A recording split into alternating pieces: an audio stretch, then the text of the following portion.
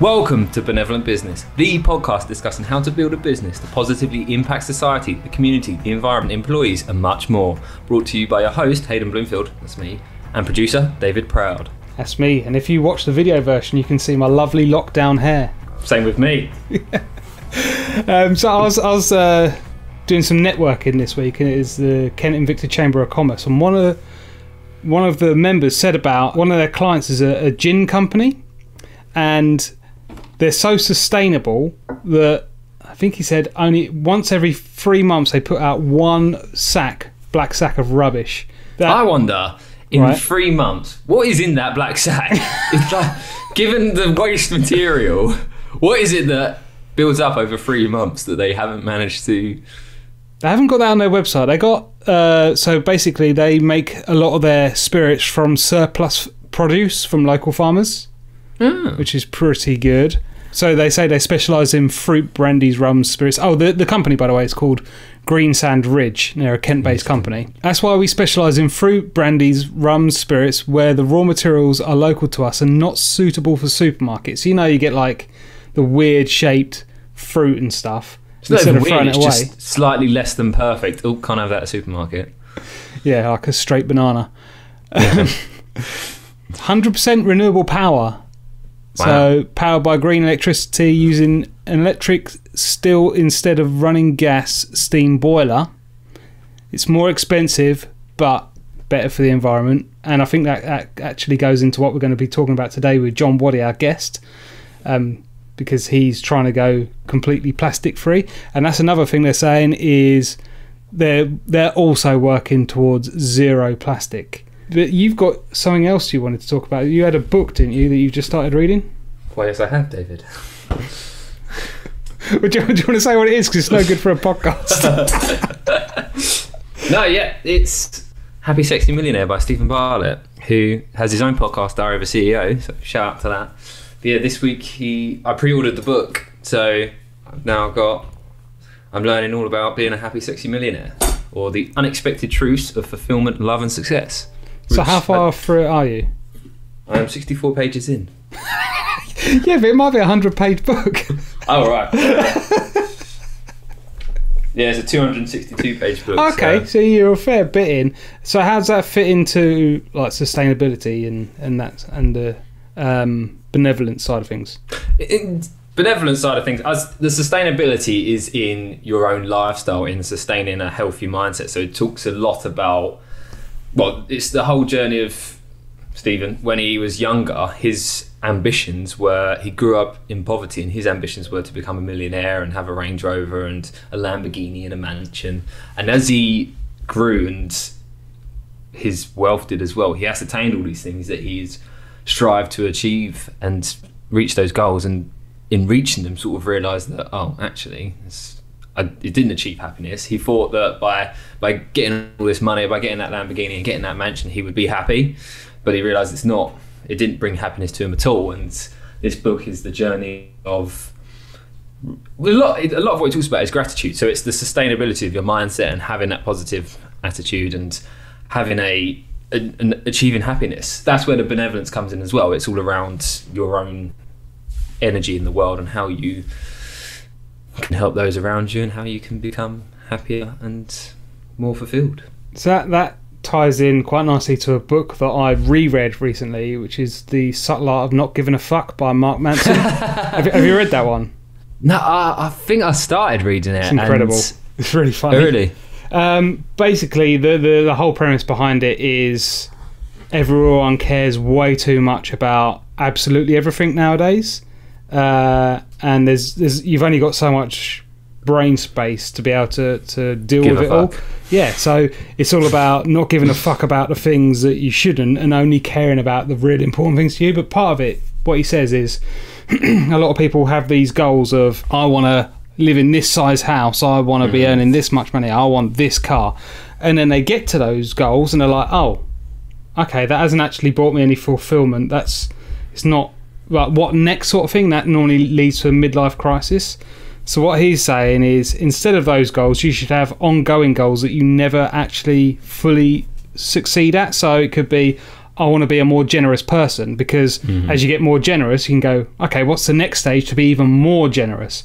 So, it's improving your life and improving other people's lives as well, rather than just focusing on getting this one material thing. Yeah, my girlfriend's got the book and I started reading it, and when I was there at one point, I just picked it up and read a couple chapters, and it's because one thing similar to that Steve talks about in Happy Sexy Millionaire is just in terms of expressing gratitude in every day. I think he references a study or another book about every day doing exercises on gratitude, so just thinking about what it is. Well, that's like what you were saying with your other book that you're currently reading, isn't it? Yeah, so that's like daily exercises of just taking that moment at the start and the end of the day to think about what you're actually grateful for and what you've got going for you. And because society now, we're just sort of focused on that next big thing, or a lot of it's materialistic as well, about the latest iPhone that's coming out and how your iPhone sucks now because it's not the new one, or someone down the road's got a bigger TV, or they've just moved house and it's in a bigger road or a fancier postcode.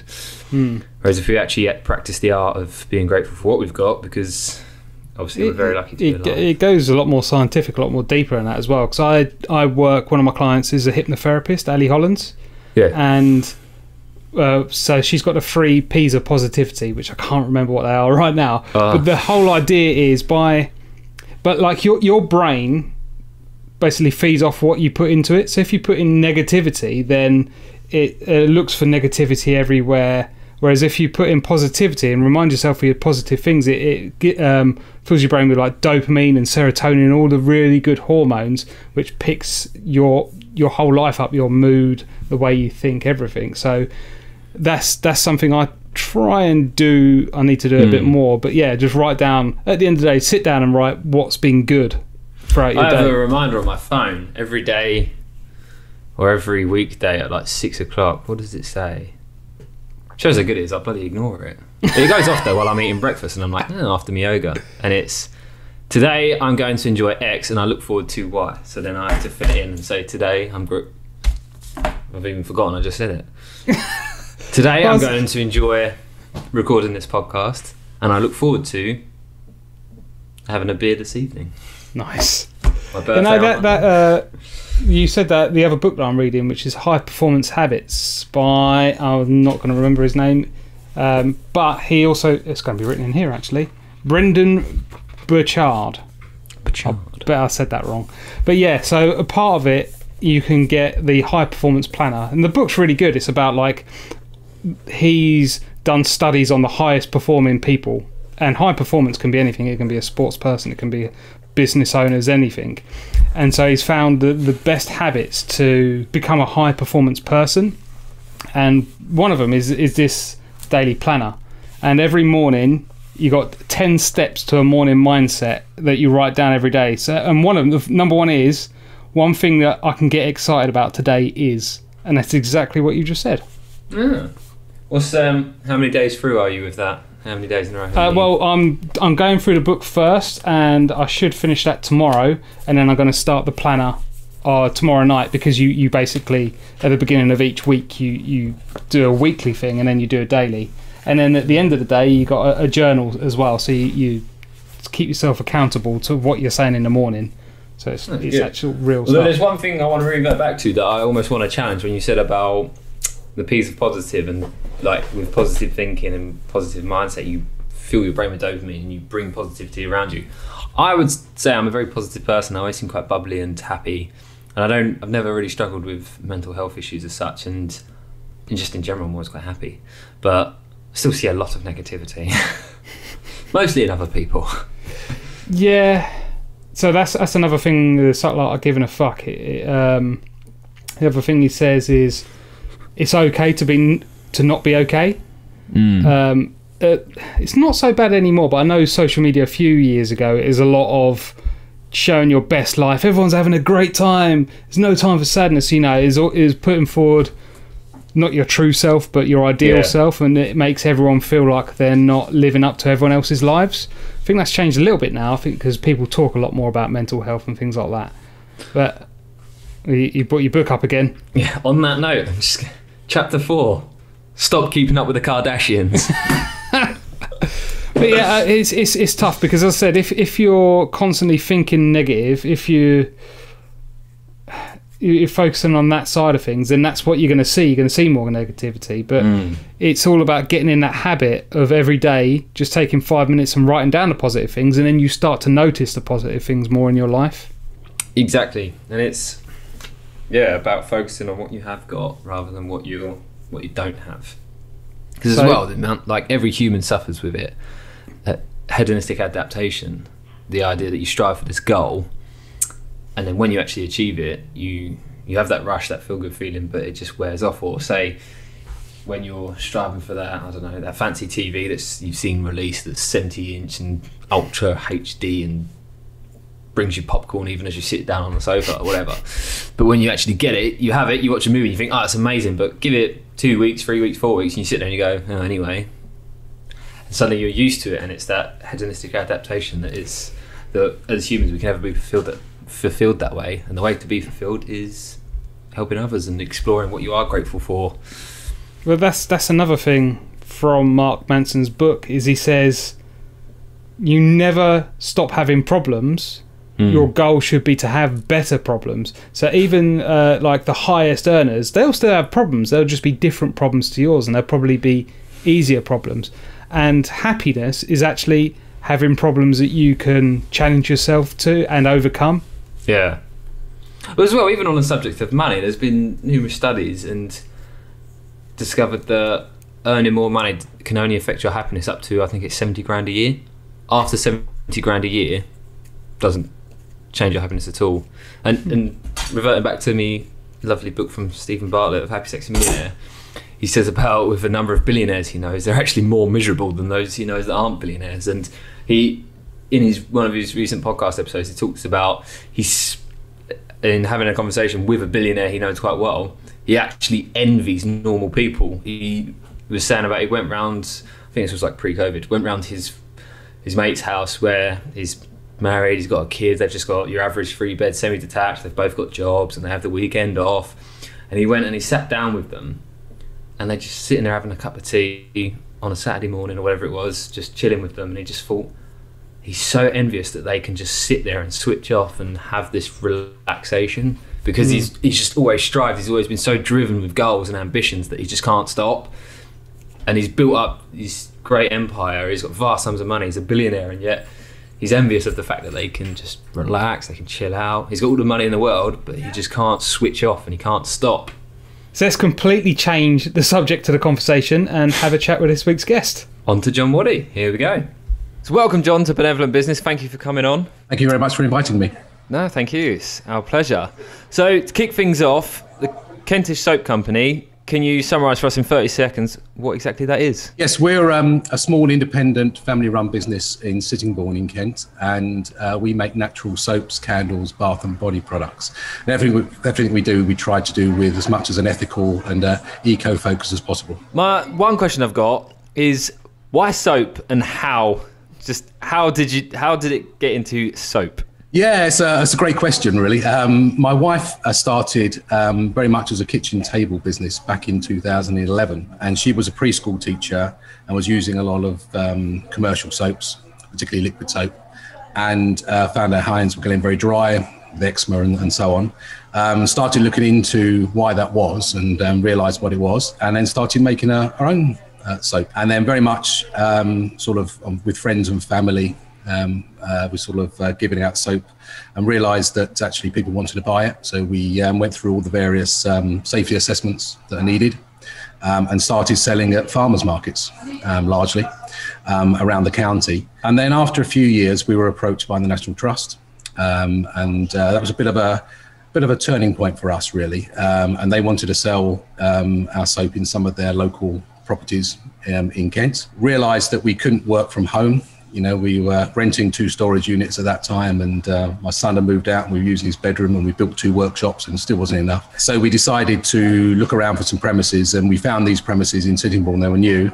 It's probably about 2 or 3 years ago. And at that point, we bought the premises. I left my work. I worked in financial services IT around the world for 30 years, so it's a completely new area for me. And my nephew and daughter joined us. And we've been here in Sittingbourne ever since. Amazing. That's a that is a proper family-run business, proper family journey of all coming together and chipping in and like starting out in at home and just. It's similar to how I started my business. I can just imagine it just sort of takes over. It's just like, it's just this little counter, and then half the house is you can't eat at the kitchen table or the dining room table or anything like that. Yeah, so yeah. So for you, it was successful career. You said in financial IT around the world. Yeah, which sounds like quite a nice career to have. And so you gave that all up to join and to go and start selling soap. I worked away from home a lot. So, even when my wife Jane was here in the UK, I was living in Auckland for 3 years. Okay, I'd come back every 2 or 3 months or whatever, India, various parts of the world. And really decided that I'd done enough of that and give something else a try. And the kids are older now, they're in the late 20s. So good opportunity, really. Was it still quite nerve-wracking when you decided to make that change from a established career to something completely new? Oh, absolutely. There's two worries, isn't there? There's obviously the financial worries. Yeah. So you've lost your income, all that goes with that, and you're taking a financial risk to a large extent. And it was also trying your hand at something new. I've always been a person that does try to get involved in other things. Always willing to try things new, but absolutely. I guess we were a bit fortunate because we knew we could sell the products. We've been going for a while. It was not like we started from scratch, but all the issues of scaling up, finding other routes to business, and last year was an interesting year. That's all a challenge, but exciting. I wouldn't go back. I wouldn't go back now. I'm curious, in that situation with your, like as you said, having an established career, telling your colleagues, I'm leaving, I'm going to be moving on to something new, and then the conversations, what's that then? Like soap. My wife's got a soap company, I'm now going to commit my time to that. What was the reaction there? Was it supportive or was it? Oh, yeah, very supportive. And, most of the comments were, lucky you, to be able to go and do something. I guess it was quite a high-pressured environment. The company that I worked for had a new product. It was listing on the Australian Stock Exchange. There's all those it was owned by a private equity company, all those sort of pressures that you get to. It's a real change, a different set of challenges, but a real change. So most people were very supportive. And also the employer I worked for, I worked part-time for them in the UK for about 18 months as I was easing out of the company. They were quite supportive. So I was allowed to do both jobs effectively for a while. It was an organised transition. But and they were really supportive in that. It's always a risk, I guess, but one that I'm glad we took. So would you say there were maybe less stresses and pressures going and running a business for yourself? They're different. I think when you're a salaried employee, you've got some security, no guarantees, obviously, particularly after the last few months. But there are different challenges. Whereas when you're in a larger organisation, you've got support around you in terms of decision making. You've got people you can bounce ideas off. There's very few of us, obviously, here, and we don't have that breadth of experience, particularly in the retail world and the manufacturing world that have elsewhere. So there are different sorts of challenges. But just speaking to people, networking at trade groups, they're all useful. They're all useful in terms of getting help. Going back right to the start, you said about your wife, it was just through having her own problem with products that she was using. So what can you tell us there about that? Is that to do with chemicals that were in the soaps, or to do with how they were manufactured, or what they do to skin? What was the actual issue there? It's largely the chemicals that are in commercial soaps, a lot of sulfates. There's also things like they often extract the glycerine, which is naturally in soap, whether it be liquid soap or bars of soap. And that's sold on for some other things. So that makes it drier. And then some people have allergies to, for example, artificial fragrances, colours that might be in products. So there's a mixture of things. So we very much went down the route of no artificial colours, no artificial fragrances, natural essential oils we use for fragrances. That's an important thing for us. But it's a number of things, but largely it's the chemicals that are in the product. They're often byproducts of the petroleum industry. Which is, they're petroleum based, a lot of them. And is that also keep costs down? Yes. Cost is an interesting one. Obviously, absolutely, it's a cost issue. But even with natural products, it depends what you put in them. So palm oil is a great debating point at the moment, and the impact on the environment that the farming palm oil can produce. You're looking at a lot of food products, even natural products, vegetarian, vegan products. There's a lot of palm oil. So we made a difference from day one not to use palm oil. But palm oil is used not because it's a bad product, actually it's quite a good product, because it's cheap. We've had to find alternatives to that, because from day one we've never used palm oil. So in building a business all around being beneficial to the environment and obviously kind to hands, did that produce a lot more challenges then? So obviously the reason these the soap companies that where your wife was working, obviously the reason they use them, they're cheap, they're affordable, they're able to be mass produced. So did that bring a lot of challenges for you then to go down that route, and how did you actually gain success with it? So absolutely. So our prices are higher, than a bar of soap, a commercial bar of soap in the supermarket, and ours is very much a handmade product. We make our soap, for example, in batches of about 50 bars in tablets and then we cut them. But moving premises, buying these premises allows us to buy in bulk. So for example, we can buy 200 litre metal oil drum size of olive oil that goes into the product. So that helps keep the cost down, because we've got premises. When you're at home, you can't have barrels and barrels of olive oil in your living room.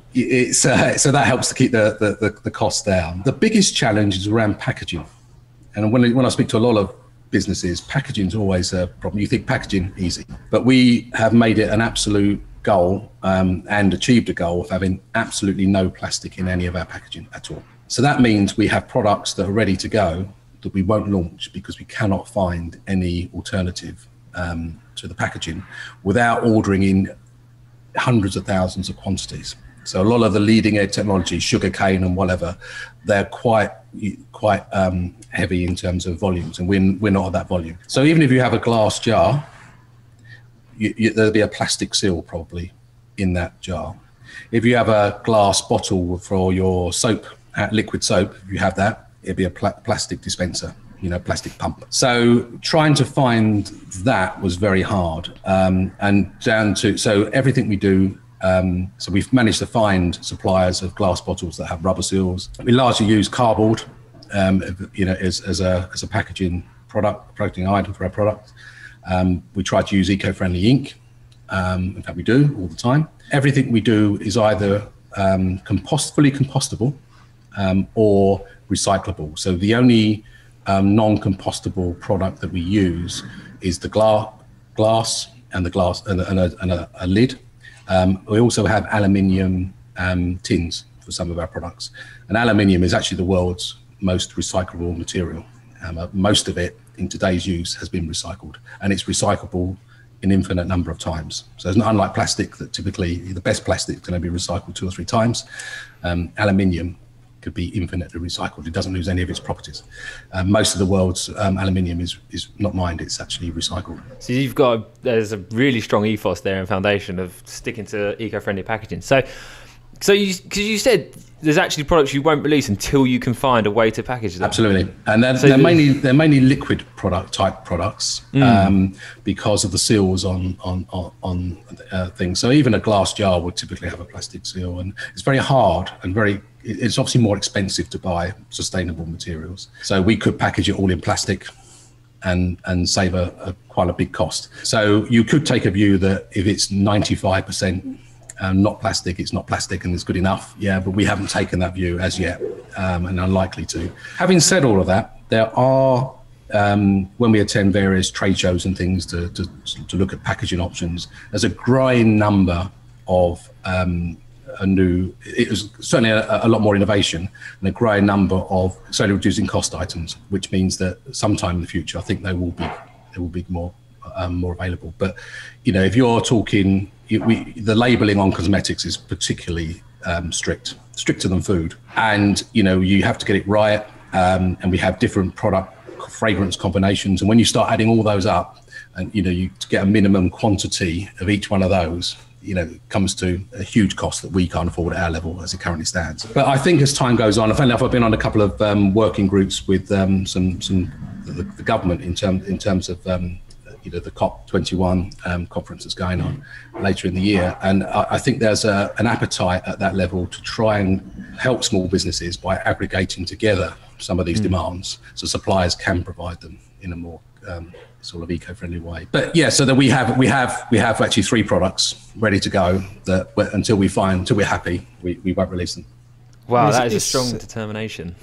It's great to hear that, because that is one thing that really annoys me when I buy vegan products, even if it's vegan food and it comes in non-recyclable plastic. I'm like, what? Why would you do that? I find that so strange. Yeah, and particularly the larger vegan producers, it's tougher for smaller producers, but it's coming. I think it will come. It's just a timing thing, and it's probably not too far away. But we'd rather wait. And we're in a position to be able to wait, I guess, and release it when it's right. Some of those products we may be able to convert into bars rather than creams or liquids. So we're working on that at the moment. So then they can go in our tins with their other products, and and go that way. So there are alternatives, but 1 or 2 just won't translate at all, and will be what they are. In sticking to that ethos around packaging, have you found any issues around quality and the structure or the strength of the packaging, or is it just a case of, so is the environmentally friendly packaging you use actually stronger and better quality, or have you had issues there? A very little difference on the quality, I would say. So cardboard is cardboard, depending how it's produced, but is key, but generally is fine. We sometimes get differences with the ink that's used, variations in colour. So we'll order some labels and then a couple of months later or some more, and they'll be slightly different colour, but we accept that as a variation of that's the way it is. We have these what we call individual bath truffles, which are similar to bath bombs but less fizzy, and they go in a plant-based cellophane bag. So it looks like a plastic bag, but actually it's plant-based cellophane. You get that wet, so someone buying it at an event or a show and carrying it around, it gets wet, that's going to start breaking down pretty quickly with water because it is fully compostable. So things like that you have to tell people, make them aware of. But generally, no. The compromises aren't in the quality when it comes to us, it's in finding it. When you say, you mentioned there at shows and the packaging is biodegradable, it's plant-based cellophane, so you said about you have to tell people and obviously make them aware. How do you find people react to that? Is it a bit of a frustration that, what do you mean it's not going to be strong and sturdy and it's going to break down quite easily? Or are they actually thinking, wow, that's incredible? No, it's always positive. It's always positive. Oh, good. I'm glad to hear. It's never a problem. It's just that if you hadn't told somebody and they're carrying it around in their hand, or they're giving it to a child and it's been raining all day, and they come back and say, that's the issue. But, or they've stuck it in their bathroom and it's really, really steamy, or right by the bath and it's got wet, or that sort of thing. But generally, it's a positive thing. And it's almost a little bit, maybe it's just the customers we have, but almost a little bit expected, more and more expected from consumers. I think that the packaging should, certainly for our type of product, should be recyclable or compostable. Definitely. The one thing I want to ask about is bamboo. So for a lot of things that I look out for in terms of being more environmentally friendly and just little products, is that bamboo is so versatile and it can just be adapted in so many different ways. Because you've mentioned obviously cardboard, biodegradable, and plant-based, well, they're plastics anymore, but plant-based materials that replicate plastic. So is bamboo anything you use for packaging? Yeah, we don't use it for packaging. We do sell, which we buy in because we don't make, but bamboo soap dishes, which are pretty sturdy. Bamboo, as you say, is a very versatile material. We buy those in. They come from Asia, but they're always ship freighted rather than air freighted. We try and get that assurance from suppliers. So yeah, bamboo is a great material, but we do sell some accessories. So we sell sisal soap bags, or little pouches that are made from sisal, which are a bit rough, which is good for exfoliating. So you put the soap bar into the bag, hang it up in the shower, use it for soap through the bag and things like that. So people trying to find ways of eliminating plastic in the bathroom. So we do sell a few things like that. Yeah, packaging, I don't know, maybe that could be something. Sugarcane is the one that most interests me at the moment, because that can be used for a number of things. But yeah, there's lots of options out there. It's just at some point someone's going to make it really affordable, and it will become the norm. So on that, because you're saying the options are there, and you've demonstrated there with the Kentish soap company that you can package in an environmentally friendly way. So for big companies and like conglomerates around the world, would you say this is something that's perfectly acceptable as an option to them and it's viable, but it's just, the inclination isn't there, or would you say, no, it's still in early stages, as a small business we are able to adapt, but... I think large businesses are slowly adapting. I don't understand why they can't adapt more quickly. And it's obviously a price thing. It costs more. Sustainable packaging costs more. There's no two ways about it. But with the buying power and the research and development a lot of these larger companies have, you say take a company like Unilever. Now it's got so many resources at its disposal. They could be investing 100, and maybe they are, but in that sort of area. So it's frustrating they're not moving faster. So it's just a matter of getting it done. And as a very small business, we can react very quickly, and we've made our decision and set our stall out from day one. These large companies could move more quickly. For us, there's a couple of things really around that. Obviously it's the cost of packaging that's more expensive, but one solution to that, which helps the environment and helps the cost, is reducing the packaging. So an example of that is that we do sell some of our products unwrapped. Soap bars mainly, and at the moment we'd sell them in boxes of 4 unwrapped with minimal packaging, so they come in the postage box effectively with a bit of tissue paper, and we're thinking more and more of selling them unwrapped. The problem with cosmetics is the regulations on the labelling are quite tight, so trading standards authorities are generally keen that the label is on the packaging, not associated with the packaging, so we can't put a list of ingredients on a separate piece of paper, for example. So that does restrict what you can do. But I think there are ways in which we can reduce our packaging on those lines more and more. You've spoken briefly there about the way you send out your products, but what about when you're getting the raw materials in? What do you do there to try and make it ecological? We try our best. So we're not perfect because we're a small small buyer, and some things come in plastic. We try to buy most of our ingredients from 1 or 2 providers. They tend to, so for example, I mentioned the olive oil, so the oil drums, they're metal drums. The essential oils come in aluminium cans. So generally 1 litre or 2 of aluminium cans. So we try and choose the suppliers that give us less plastic in terms of delivery. We also we choose suppliers that we can trust where they've sourced the ingredients from. And so, for example, coconut oil was a big thing in the marketplace recently about monkeys that have been captured, young monkeys taken from their mothers, captured to farm coconuts, because a monkey can pick 1,000 coconuts a day and a person can pick only 50 or something. So they capture these monkeys. So, our coconut oil does not come from, those sources. So the shea butter that we buy from the supplier, it comes from a cooperative. It's in Africa, but it's a women's cooperative where the money directly goes to the women in the villages directly so they can support their families rather than being given to a company. They receive very little from that. So there's the ethical side and the ecological side of sourcing. The soy wax we buy comes from European Union sources, which means that the soy has been grown on farmland that's already been cleared and reused for soy, rather than deforestation occurring in other parts of the world, for example. So we try and look at those things as far as we possibly can, and we always find something new. We do that, but generally, if you use trusted suppliers, most of the time, if not all the time, they're doing the best they can. This all sounds like the journey of getting every aspect of your business to be part of this environmentally friendly and ecologically conscious method of packaging and suppliers. How long did that take to achieve? To go from, because I'm just thinking, like where you said about you left your career obviously to join the company, had you established all those relationships and got the packaging down to a T and found it all to be, and got everything environmentally friendly at that point before you left? Because it just seems like such a big mission to get every aspect of the company. Yeah, it took us about a year to sort out the packaging, I would say, and to find everything. So we did at one time, for example, wrap some of our gift boxes in ribbon. Ribbon's plastic based. So we found alternatives to that, which is really butcher's string, you call it, but cotton string. But it took a while to get the volumes that we needed, the types we needed, the colours that we needed, all those sort of things. The soap boxes were quite hard to find because they need to be lined. They have to have wax really in the liner because the oils will seep through the cardboard. And so that was quite hard to get that. But it took us a while, but pretty much everything was plastic free from day one. Because of the way we sold it. We used to wrap our soap bars when we used to sell it at farmers markets in paper rather than in boxes.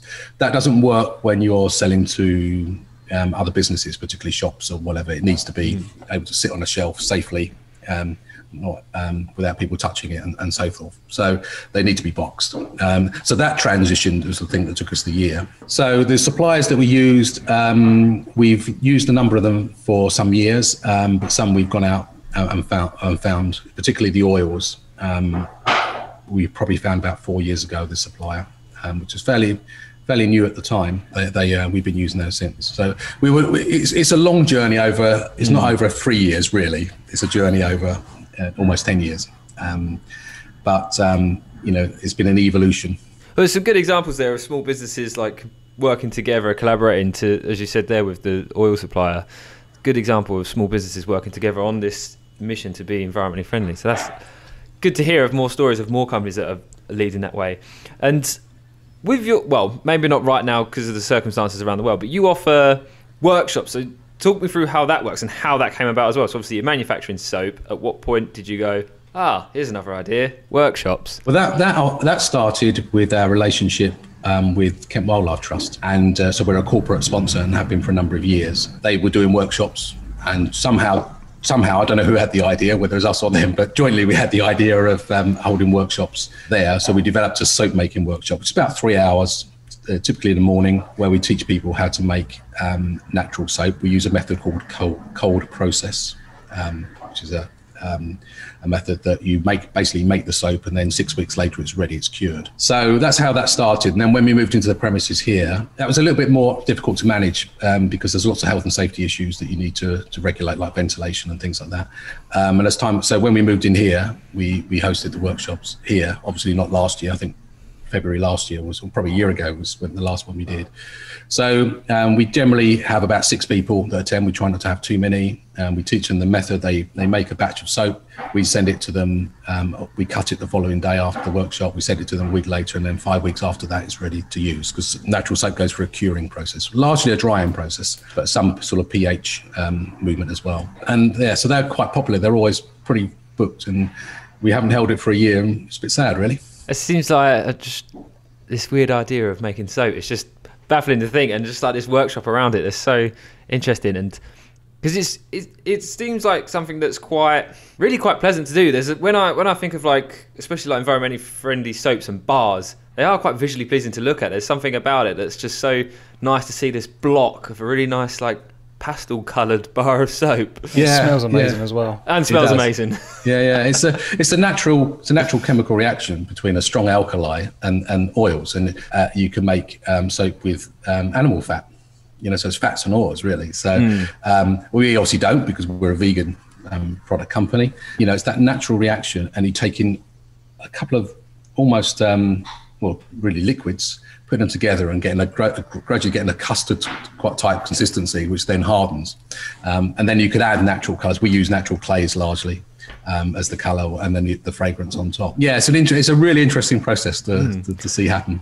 So with that process, in building your team, is it something quite hard to find? Obviously, starting out as a very family-based business, is it quite hard to find staff in your industry? Because it's well, at the moment it's just the 4 of us. There is, but we almost took people on last year, a couple of people on more last year. Obviously not the right time. There are people with a natural arty, crafty type ability, and there's people wanting to learn. Nothing beats enthusiasm. And we make other products as well. So candles is slightly different, and bath products is something different again. We do get a bit of help at busy times of the year, packaging and wrapping and all that sort of thing, dealing with some of the orders and that sort of part of the business, but largely, so anyone with an interest in it and willing to learn is you can't beat that in my book. So with having multiple products, was that something that from day one you started? Because obviously the whole inception was based around your wife's issue with soap. So how did you transition and expand into other products, or was that from day one? No, it grew. It definitely grew. Soap was number one. Then we introduced some of the bath products, bath salts, and then expanded the range. Candles probably came last, and they've been a real grower, really. It's surprising how many candles we sold last year compared to previous years. But that grows. We've stopped making. We used to make reed diffusers, so it gets to a point where you can have too many products. And so a couple of years ago, we stopped making reed diffusers. We thought, you've got to stop something. But we have launched. As I said, we are launching new products. So we've launched some facial bars last year. So there's one with rose clay and one with charcoal, depending on your type of skin, which will be really popular. About 18 months, 2 years ago, we launched solid shampoo bar, and we've all launched another fragrance last year. We try not, because we got ideas for loads of things, but as a small business, you can only do so many things, and obviously there's a cost implication that you've got to buy these things in a reasonable bulk to, you can't produce too many things. But soap is the heart of the company. And what we love, but the other products, they're great. They all follow our ethos. They all sell well, but the soap is the real love of us. I know product-based businesses to keep going, you need to constantly bring out new products and innovate. So how often do you have like a plan of how many new products you want to release a year, and in general, how long does it take you to R&D a product as well? So we have a list, almost as long as your arm, of things we'd like to do. So the releasing is time constrained to some extent, depending on when we think we can get them out, and how long we think the test. It's probably around 6-9 months from the time we have the idea, but when we start working on that idea, and through to how we're going to finalize it. If it's an extra fragrance of a bar of soap, that could be done more quickly. Obviously, that we already do that. But if it's a brand new product, it's a good 6-9 months. And packaging is always the number one problem. So it always comes up. It's interesting, but we like to try them first, largely on people we know or friendly customers. Sometimes we have to get additional safety assessments if it's something brand new for us, because again, it's highly regulated, but so that takes time. But generally 6 to 9 months. That seems pretty quick though, 6 to 9 months to have a whole new concept thought of, tested, produced, and then ready to actually mass produce for customers. Yeah, that seems quite quick. You've got to remember we're pretty small, and the ideas are going around in the heads for months, if not years beforehand. I think we've learned that you need to constrain the new products to work into a model that obviously fits our existing processes. So the facial bars fit into the existing packaging, for example, that we have. Different labeling, obviously, but yeah. So when we're thinking how we're thinking ahead, how we're going to do it. These free products that we have a particular problem with in the packaging, we haven't got an answer to. We know how we're going to produce them because it's similar to some of our other products, but we don't know how to package them. There's an elapsed time problem there, and until a time we can find the right packaging. So what will happen if, let's say 5 years down the line, you still haven't found the packaging, or it's not able to be packaged environmentally friendly? Will you abandon the idea, or? Yeah, well, I think we will, but I'm pretty optimistic there will be a solution. Yeah. Or we'd be bigger and can afford more we could buy more bulk. So, it could go either way, couldn't it? And I'm optimistic that these solutions exist. Yeah. The solutions exist. Is for a company our size is not commercially viable. That's probably the simplest way of putting it. But at some point it will be.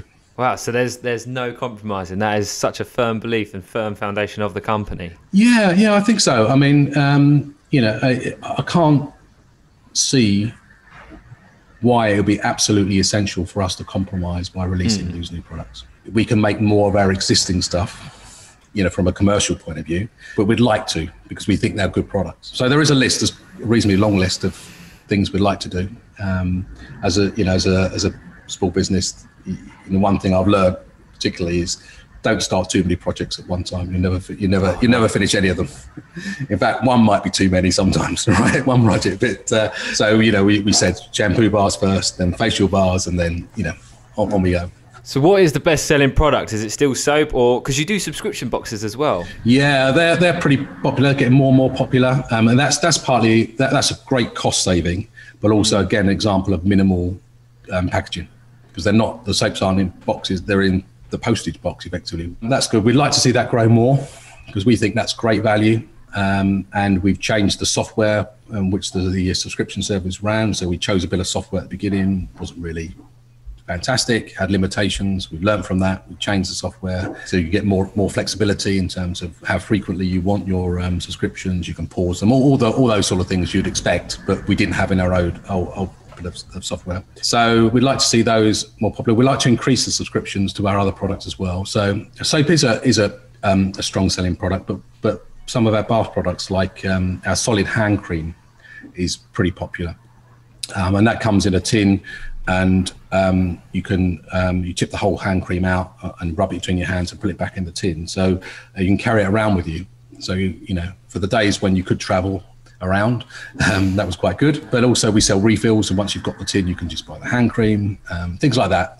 That's pretty popular. And then we do the bath products and the candles. Last year, I don't think we'd ever sold as many candles. It really grew. I don't know, because people are indoors more and candles are more popular. I don't know. But so we launched a couple of new fragrances of the candles. I think the one thing I'd like to see, because I think it is fantastic, good value, and I would say this, but I think it is the subscription boxes, because I think there's a good opportunity there. So I think we concentrate a little bit more on getting that out there in the future. I guess there may be a little bit more ecologically friendly as well, because you know how many you need to make to fill that demand. Whereas if you're making it just to sell it on a store or send out, then you're making them, but you don't know how long it's going to take to get through that supply. Yeah, the products actually have a surprisingly long shelf life. So they have a shelf life of a year.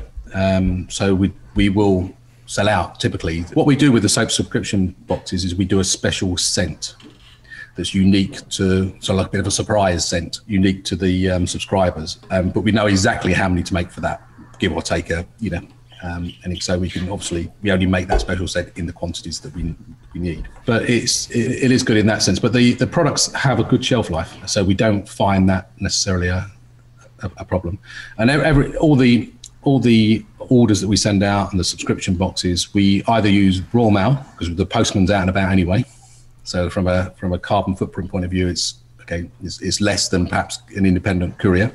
Or for bigger items, we use DPD local as our preferred, and they're a carbon neutral courier. We tend not to use anyone else unless there's a real problem. So we try and think about that as well. And even the labels, the postage labels we use are compostable. They're not plastic coated, so we don't use the standard raw mail ones. We bought our own, we print our own. Yeah, so the whole package is compostable, which if you buy something, typically you'll get a plastic label on it, which isn't. So we try and think of every that impact. detail. Yeah, as far as we can. And again, it costs more to buy effectively customized labels that we buy, which fit the raw mail size and all that sort of thing. But again, we think that's worth the compromise. The subscription-based model seems like it just make your business, in terms of running and operating, it just makes it so much more predictable in knowing what batches you're making. And I love the idea that as part of the subscription you get this little surprise with each, and that's only for the subscription.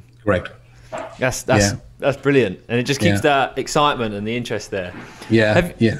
How have you found, obviously with people being indoors at home, how has that impacted, because you said obviously you sold loads of candles, so has it, with people being indoors and stuck at home, has that benefited the company, or has there been challenges as well? I think if you spoke to me on May the 17th or whenever it was last year, I was worried because a third of our income came from selling at events. So we used to sell at the RHS garden shows, for example, around the country. Obviously, none of that. That was all disappeared last year. But we were fortunate enough, or we had good business planning, whichever way you look at it, a bit of luck comes into it, that we revamped our website shortly before. So from an online point of view, we changed all our shipping software that we use and systems behind the scenes. And we're in a good position to leverage a bit of the online selling. And that did help us enormously, helped maintain where we should be and actually grow a little bit in the latter months. The other area that we sell is at other businesses, and they're a combination of food-based business, like there might be grocery stores or community stores that sell food and were allowed to open during lockdown, through to attractions and non-essential stores that were closed. So obviously there was a problem there. Some of those stores did move to an online model, and we continued to get orders. But the events-based selling and the business-to-business selling obviously reduced during that period. But the online stuff, we somehow, with good fortune, you can argue every business needs a bit of luck. So prior to that, when we had our website redesigned, we outsourced our social media. That helped. Then we've got a great guy who does our social media for us, and so all those things help a small business. So we were able to switch almost seamlessly, just by a bit more spend on advertising, on social media advertising, or whatever. We were able to switch to get the profile that we needed. So that's a lesson learned, really, that you don't keep these things in-house. And we're now talking to a marketing company about, because I can see some value for them to get us out there, because it's all a learning curve for us, particularly me. I've never operated in this world before. We're working with the right sort of companies that understand us to get messages out there. But yeah, that was a good piece of good fortune, but the online aspect really suited us. We just got it right a few months before, and then we were able to really switch it on during lockdown. We can put that to good business acumen.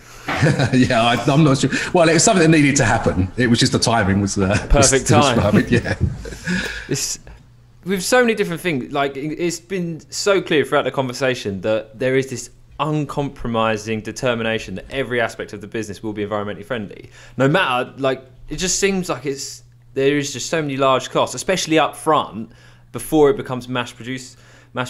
So with that, is money a driver for you, or is it not? No, it is a driver to some extent. I guess at my time of life, a little less so. We're a bit more fortunate now than we were 20 or 30 years ago. It's still, I want to make the business an absolute success, and I want to grow it reasonably significantly. I don't want to be a multi-millionaire necessarily, but I think we want to grow it to do the right things. It's almost a little bit of the elder Apple story, isn't it? About, we want to do whatever we want to do. We want to sell good products, but the iPod was a way of doing it, right? Or we want to have good communication. Yeah. So the product's almost a bit, not secondary is unfair, but we want to do the right thing, and we want to have the products that do those things. So that's the driver, I think. Yeah, we want to see the business go. We're not a business that's going to go out and out to do anything to make money. We could buy things. Manufacturing is expensive. It's hard, especially with an eco viewpoint. You could buy stuff in and sell it and make money.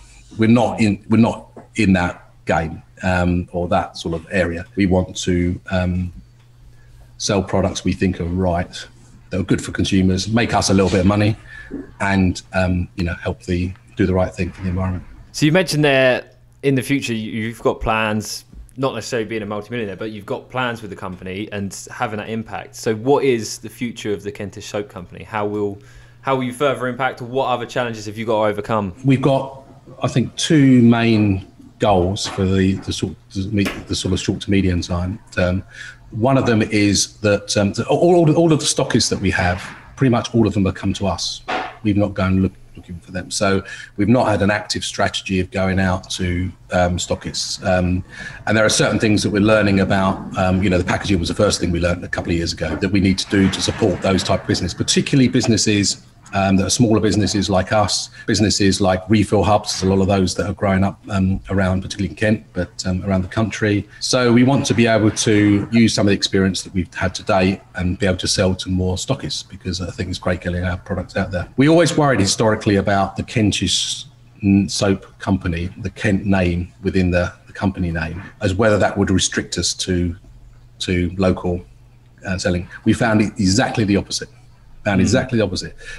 Kent almost has a bit of a kudos associated with it, like Cornwall or Yorkshire or whatever. It hasn't stopped us selling. Some of our stockists are in Edinburgh, for example, in Norfolk, or different parts of the country. That's one aim to try and, I think, get our products out there. We have a low sort of order value to help smaller companies to buy from us in smaller quantities as and when they need it. There's that area.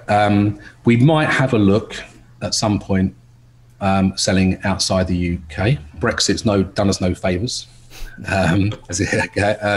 But it means that we cannot sell to the European Union or even to Northern Ireland. Because with cosmetics, you have to have a physical person within the European Union. It's called a responsible person. And when you're selling that cosmetics arena, we can't afford to employ someone in the European Union. Obviously, all the time that we were in the European Union, it wasn't a problem. So that's day way. That when that happened, that market closed. I think over time there might be some agencies and people that might sort of come about that do that. But the quotes that we've got to do that at the moment are quite heavy. But there are other markets in the world, and we need to look at markets that we think we'd like to work with. So, for example, we could never sell in China because China requires cosmetics tested on animals. We obviously don't test on animals. So there are markets that are limited, but there are good markets, particularly I think Northern Europe, which could be good for us. So we'd like to look at that at some point in the future. I've learned a lot, and didn't just to see how every aspect of the company is driven to like every finite detail, even down to the labels on the raw mail distribution, to make sure that even the label hasn't got plastic in it, is extraordinary. And it's been a great learning opportunity. One final question I always like to end on is, what is one thing, on the topic of benevolent business, what is one thing within humanity that exists today that you hope will be eradicated in the future? One problem or that exists? Consider it a problem if you like. Yeah, let's call it a problem. Yeah, so what is one problem that exists within humanity that you'd like to see gone? I think the growing problem that I can see is a trend towards inward nationalism, I guess, in countries. That worries me. So if you take Brexit example, the European Union, Europe stood together pretty well under a good trade agreement and a wider agreement for many years. And as it begins to falter, you can see inherently people defending themselves. It's a natural reaction. You see it a bit with the vaccine arguments. Now, what a predictable problem the COVID vaccination issue is going to become. They'll get the individual companies getting that. I mean, that amazes me that nothing was done on a more global level. And I think World Health Organization did try at some point. So there's a inherent, particularly when things get difficult, trend to think inwardly. And I've been fortunate enough to work in many parts of the world, and there's nothing better than having a diverse community, a diverse population, a diverse set of thinking. And so that's a problem I like to see. You'd have thought as time, in today's day and age, and as time goes forward, that become less of a problem, and you hope it will, but actually, particularly the last 10, 15 years, probably found it's more of a problem. But yeah, that's the thing that I think, because once you get beyond that sort of thinking, you can solve other problems, the poverty problem, the food problem, which will all become more greater problems. Well, hopefully when we're all allowed to travel again and see each other, it might sort of open everyone's heart up, and we'll be more. Yeah, maybe it's just a symptom of the times, but that's one thing I think I'd like to see. People think beyond just their own country. No, thank you, John. Really appreciate it, and thank you for giving your time and coming on. No, thank you very much for inviting me. It's been great to chat. Yeah, it's been absolutely fascinating. Thank you. Thank you. Thank you. And there we have it, another great episode recorded with John. What did you think, Dave? Fascinating. First of all, the amount of effort that has to go into creating a business with zero plastic. I think I can equate it to when you're becoming vegetarian, not even just vegan, just vegetarian, and you start to realise how much animal fat and stuff is used in so many products. It's like that. Yeah, it's like that with his business. So even like a pump on a soap, and it's just got one tiny little bit of plastic in it, where it's like, well, I can't use that now. Yeah, and like the little Royal Mail label over the label, whatever it was. Yeah, the stickers, yeah. Just the little bits of plastic everywhere. And one thing I learnt, which I didn't know before, is even recyclable plastic, you can only recycle it 2 or 3 times, and then it's done. I didn't know that, did you? No. There's a lot of questions around plastic and how recyclable plastic is anyway, and how much plastic is recycled. Because I've sort of done a bit of investigating into that, and despite the fact we put it in recycling, the amount of stuff that actually isn't recycled is quite shocking. Yeah, I mean, that's something that makes me think, because you hear different things, don't you? So if recycling's got any food waste on it, then they won't recycle it. I don't know if that's true, because obviously you put in all your recycling in one bag normally with the home collection, unless it's paper. So how do they then? Do they have to sift through it and find a single-use plastic and throw that out, or how does that work? Yeah, I don't know. Good question. I have no idea. It goes in a big factory. Let's do a video documentary on it. Next year. Well, wait a minute, it's only March. Oh my god. It's the end of March. But yeah, it's fair play to him, like going through that mission and actually like the biggest thing was him holding off on releasing products. Like that is true commitment there to your ambitions and your drivers there. And I think I'd love to have the same vision there with the same driver, but yeah, if I went plastic free, given that our tools are made of plastic, we'd be buggered. What? Could you get like a wooden chainsaw? Well, it's not that. It'd have to be bamboo, wouldn't it? So, because bamboo's so versatile. I don't get why we use plastic. Bamboo's so versatile. It can become so many different things. It's cheap. Bamboo's cheap as well. What, compared to plastic? I've no idea. Like on a mass scale, because obviously bamboo, it's probably a lot harder to farm that amount of bamboo that you'd need to replace all the plastic. I don't know. My experience of bamboo, drop one little stick in the middle of a field, and within no time it'd be overrun. Is that saying you've come across in your job?